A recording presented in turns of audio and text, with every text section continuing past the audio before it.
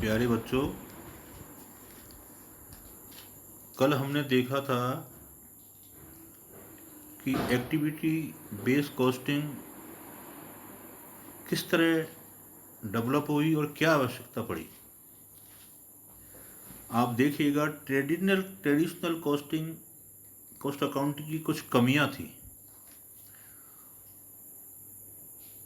और ओवरहेड के खर्चे बहुत ज़्यादा बढ़ते चले जा रहे थे, तो उनका एलोकेशन एक्टिविटी बेस के आधार पर करना आवश्यक हो गया था।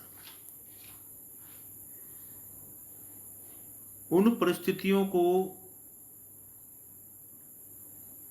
ध्यान में रखते हुए हमें एक्टिविटी कॉस्टिंग मेथड का अध्ययन करना है। ट्रेडिशनल कॉस्टिंग अकाउंटिंग में क्या होता था, आप देखिएगा। The basis of apportionment of overhead, machine hours, labour hours, direct cost, input and output. इस तरह हम ओवरहेड के खर्चों का वितरण करते थे। Indirect cost so allocate do not truly reflect the resources consumed by the end of product and unnecessarily result in inflated or reduced cost.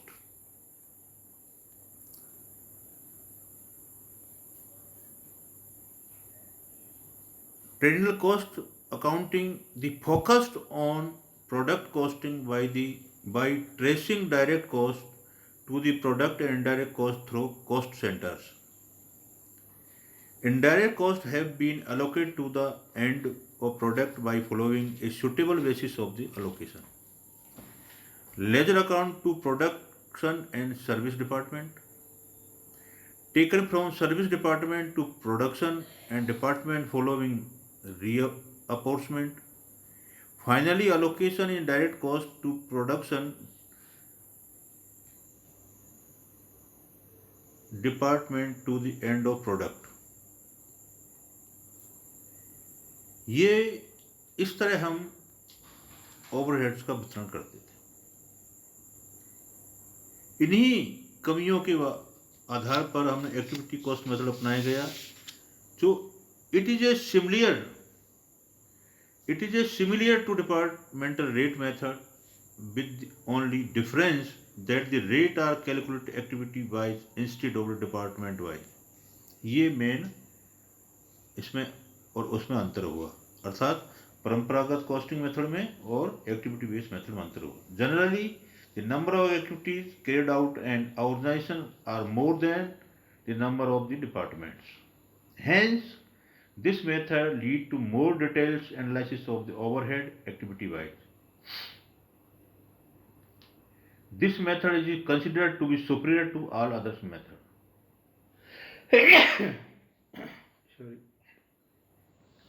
इस तरह हमें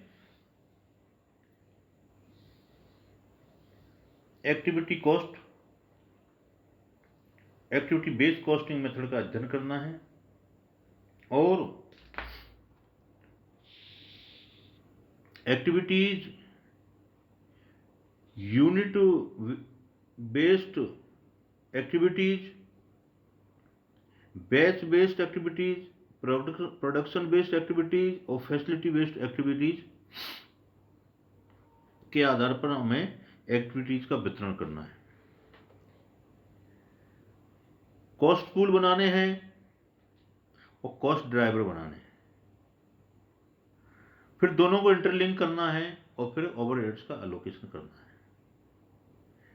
प्यारे बच्चों, कॉस्ट पूल क्या है, कॉस्ट ड्राइवर्स क्या है, इनका इंटरलिंकिंग कैसे करना है, किन चीज़ों को ध्यान रखना है, क्या इसके फायदे हैं,